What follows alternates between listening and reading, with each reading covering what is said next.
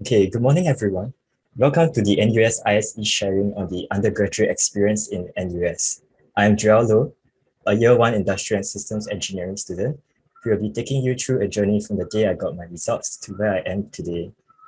At the end of the presentation, I hope everyone here will learn something about industrial and systems engineering that they have not heard of before. Before we begin, I would like to tell you more about myself. I graduated from Nan High School as well as Tampines Junior College before matriculating to NUS in August of last year, 2021. I am currently in my second semester of studies and have been active in the NUS IC Club, the NUS Intellectual Games Club, and am in various CCAs in King Edward VII Hall, which is my current place of residence. Some of my hobbies include running, international chess, photography, baking, listening to relaxing music, as well as playing some capture the flags online. Yeah. So some interesting facts about myself is that I volunteered overseas in Cambodia to serve the underprivileged community there. I've also built my own computer from scratch, sourcing the available parts online and hoping that they fit. Lastly, I have no programming knowledge coming into NUS.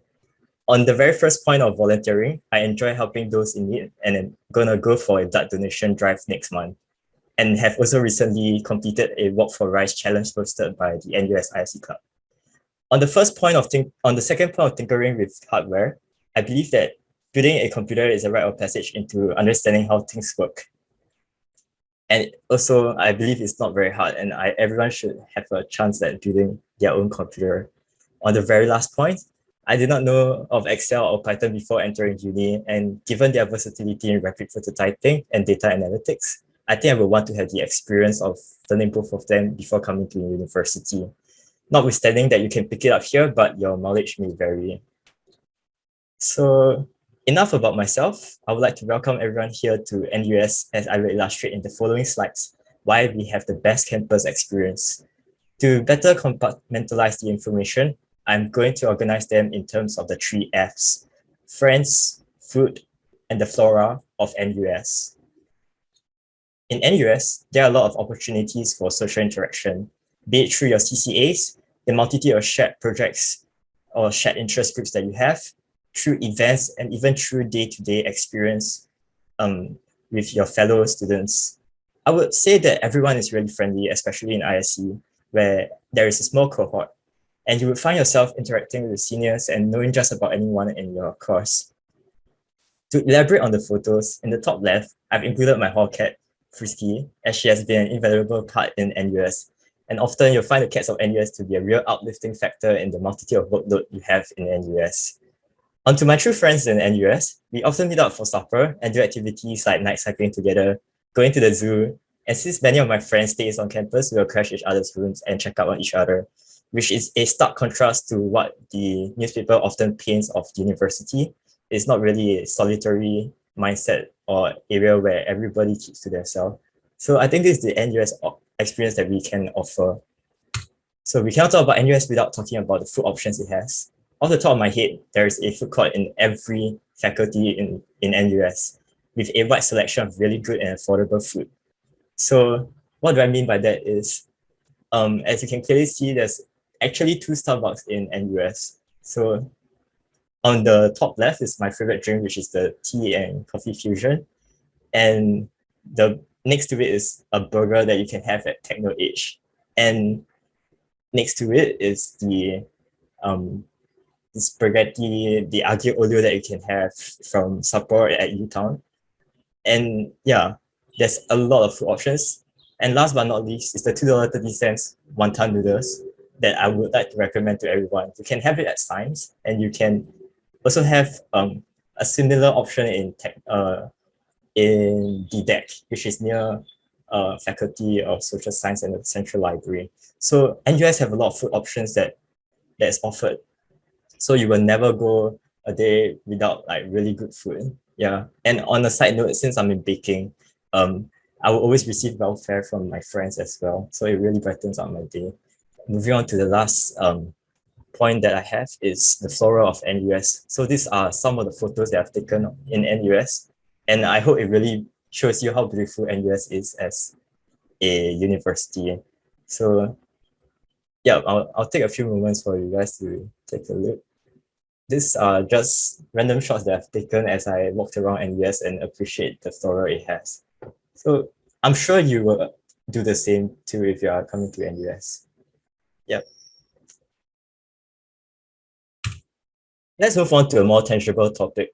Let's move on to industrial and systems engineering. So what comes to mind when you look at these four words? I hope optimization comes to mind. If I were to explain industrial and systems engineering to the layman, I would say that it is a mix of data science with business, computing, and math. But let's take a dive into what it really is.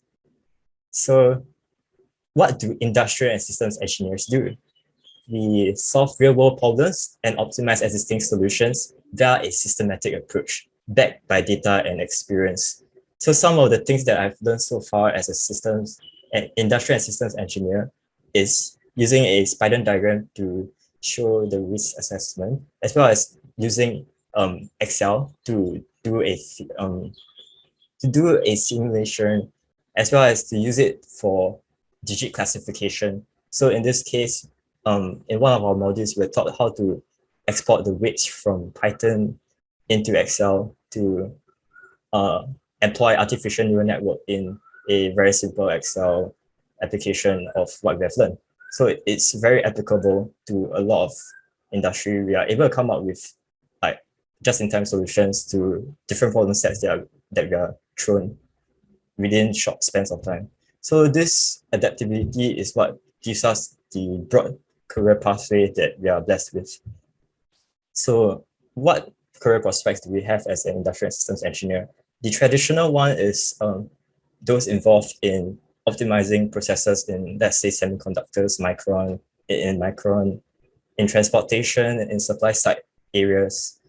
And this adaptability can be brought to other forms of other job prospects as well, like software engineers, data analysts, data engineers, project management, and management consultant, as we have learned various skills that are actually very applicable in our pursuit for this jobs prospect as well. So at the end of the day, it's what you want to make out of this degree and what do you want to make out of your time in uni that defines who you are in your career pathway. So moving on, so as shown above are the four skill sets I believe that us as industrial and systems engineer would learn in our lifetime. So one of our toolkits is machine learning, another is systematic thinking, followed by which is data analytics and decision making, as well as probability and simulations. So if these four sectors appeals to you, then you should definitely join industrial and systems engineering. So how do we differ from other engineerings? It's quite intuitive, right? When you look at civil engineers and you think of the buildings that they build. And then when you look at electrical engineers and you think of the hardware they have that is seen on everyday, like in everyday life. But when you look at industrial and systems engineer, we do not really have a tangible product, but what we have is optimization, which is integral to our daily lives. So like your bus systems, as well as like how the package goes from China to Singapore in such a short span of time. Yeah, industrial and systems engineers are involved in every step of the way for that. So this is how we differ from other engineers. So to give you a better illustration of my point, I'll be talking about an optimization project that I've done in year one, semester one. It is based on a COVID-19 manpower allocation problem that we were proposed with. We wanted to efficiently allocate the staff members for a COVID-19 vaccination center for villages who do not necessarily have the software or technical capabilities to solve it on their own. So we find that there's a lot of value in that. So imagine if you're a village head and there are only 10 staff to help you in your makeshift vaccination center. Additionally, they only work for 5 hours per shift. Knowing that a vaccination center consists of the following 3 stages: registration, injection, and observation, we decided to model our project onto a queuing system that was based off of a Monte Carlo model, because we believe that there's a lot of uncertainty in the timings that the villagers will come in. So through our modeling, we were able to better estimate what time they will come into and what would be the most feasible allocation of resources for the vaccination center to run as per norm. So in doing so, we have used VBA and Excel to create this user form for anyone, any common man to figure out what's the best allocation of resources for a vaccination center, followed by which is a display of the additional details that you might find like useful in your analysis of optimizing this queuing system. And we believe that it is better to have a solution that anyone can use, hence the use of a user form that is intuitive, that only has a few buttons, and people can understand at a glance. Yep. And moving on, I would like to talk about why I chose ISE. Yeah, so some of my friends thought I wanted to study law. Yeah, which is the case. Yeah, it was on my mind, but eventually I actually chose ISE as my first choice because of the career prospect that it brought, as well as the other things that my seniors have shared with me that has affected my decisions on choosing ISE as my first choice. So I would like to expound on that with what would you do once you have gotten your A-level results. So as of now, most of you would be considering the different courses to choose from.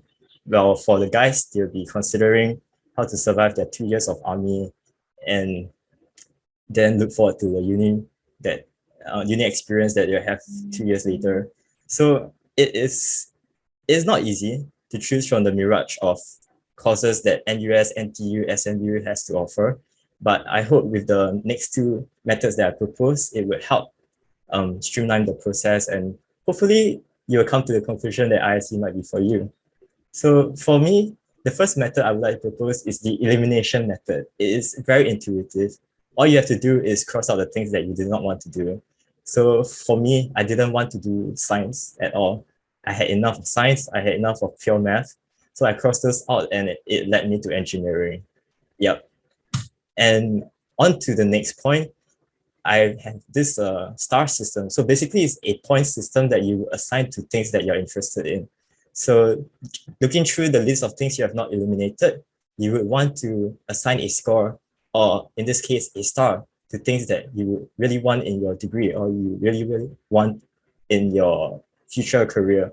So that is how I came to the conclusion that I really wanted ISE, because it is so versatile. Yeah, it has a lot of things that I feel has going for me in NUS, and the areas for growth is really significant. Hence, I chose ISE. Yeah, these two systems can be used in parallel because they do not really conflict, but the first system might work best for people at your stage where you're not sure what to go for, because people would know what they do want rather than what they want, because it's just how we are. And hopefully through that simple method of elimination and prioritization, you'll come to the conclusion that ISE is for you. So come join Industrial and Systems Engineering. And if you have any questions, you may ask me after this.